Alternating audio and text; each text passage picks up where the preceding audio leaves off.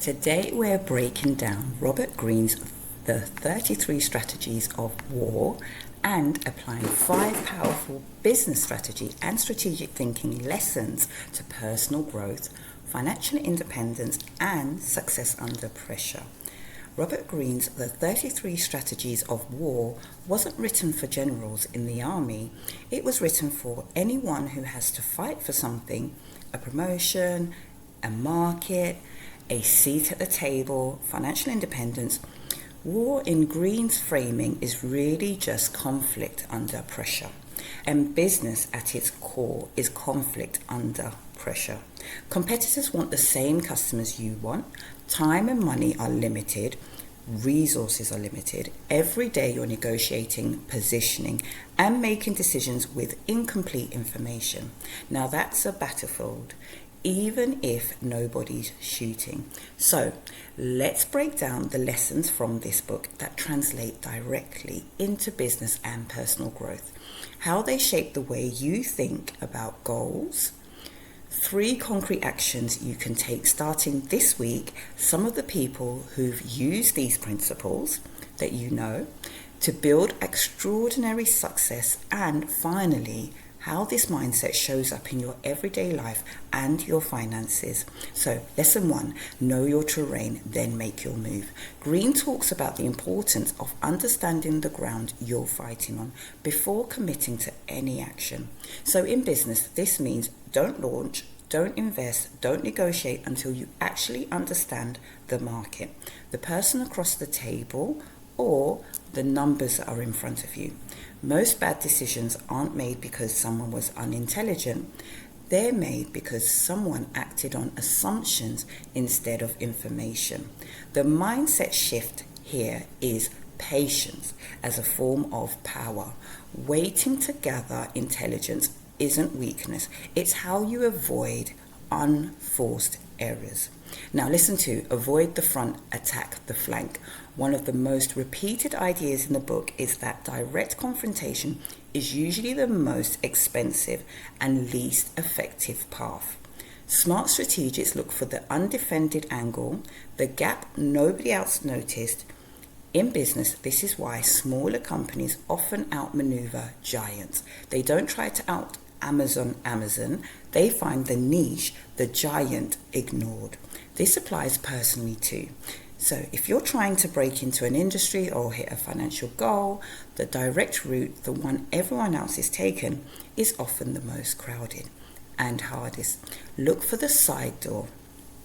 Lesson 3, control the emotion, frame, not just the facts. Greene spends a lot of time on the idea that perception often determines outcomes more than reality does. In negotiations, in leadership, in branding, whoever controls a situation is being interpreted usually controls the result. This is a mindset tool as much as a business one. When you're anxious about a setback, the setback itself isn't what controls you. It's the story you tell yourself about it.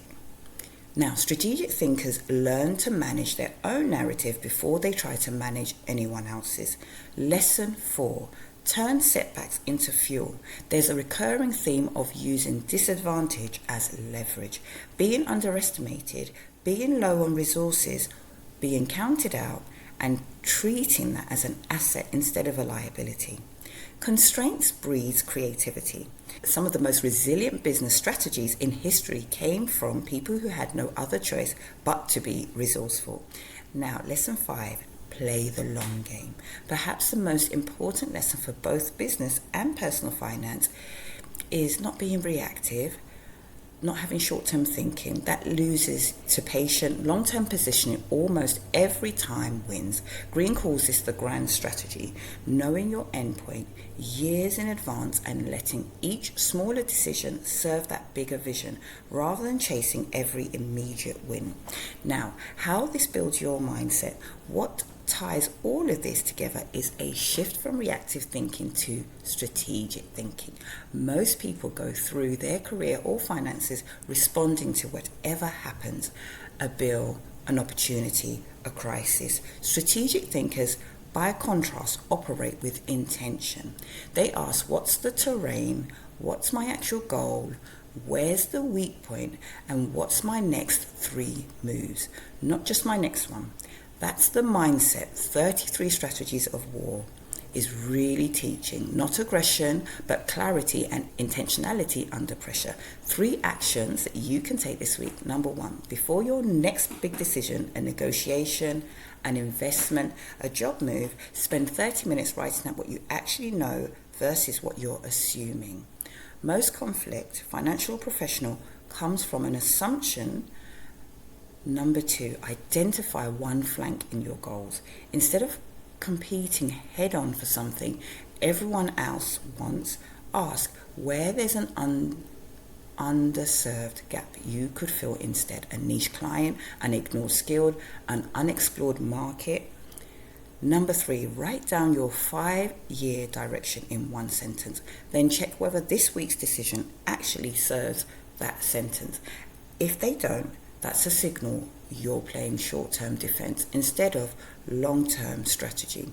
Don't forget to like and subscribe if you're enjoying this video so far. Now, books worth pairing this with alongside Greene's book are, there's a few others, such as Sun Tzu's The Art of War, and this is probably the original source that Greene draws heavily from.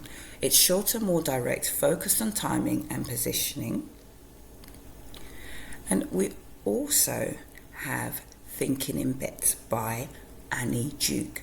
This pairs well here too because it teaches decision making under uncertainty, which is exactly the skill strategic thinking demands.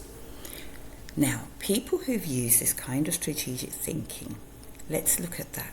A number of highly successful, diverse leaders have built their success on strategy over brute force. So, for example, Jack Ma built Alibaba by avoiding direct competition with Western tech giants and instead built an entirely different model suited to the Chinese market. A classic flank move.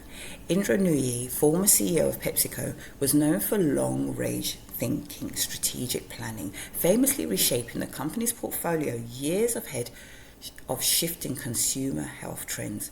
Daymond John, founder of Fubu, built his brand by identifying an underserved cultural niche in fashion before larger companies recognized the opportunity.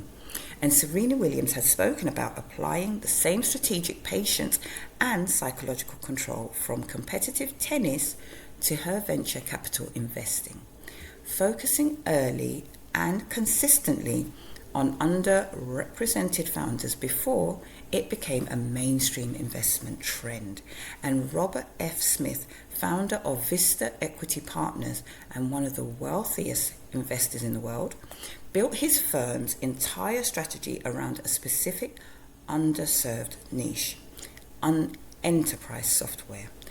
Rather than competing broadly across the spectrum, different industries, different backgrounds, same underlying principle, patience, positioning, and playing a long game other people weren't willing to pay. Everyday and financial advantages of this mindset. So let's look at this. In daily life, this way of thinking helps you slow down before reacting emotionally to conflict. Whether that's a disagreement with a partner or a tense conversation at work, it helps you see opportunities that aren't obvious because you're trained to look for gaps rather than just competing where everyone else is already fighting. In personal and business finance specifically, this mindset encourages patient long-term investing rather than emotional reactive decisions. Driven by short-term market noise, it helps you negotiate better salary, contracts, purchases, because you go in prepared rather than hopeful. It pushes you towards diversifying into underserved opportunities instead of crowding into whatever's currently popular. And it builds resilience because you start to see financial setbacks as information and repositioning opportunities rather than failures. At its core, the biggest advantage of thinking this way isn't aggression or manipulation. It's clarity, knowing where you stand, where you're going, and refusing to let short-term pressure dictate long-term decisions. That's the real strategy, not war, but discipline under pressure, applied consistently over time. Comment which strategy are you going to deploy and describe if you're enjoying the video. Always remember to design your profits first and your spend second.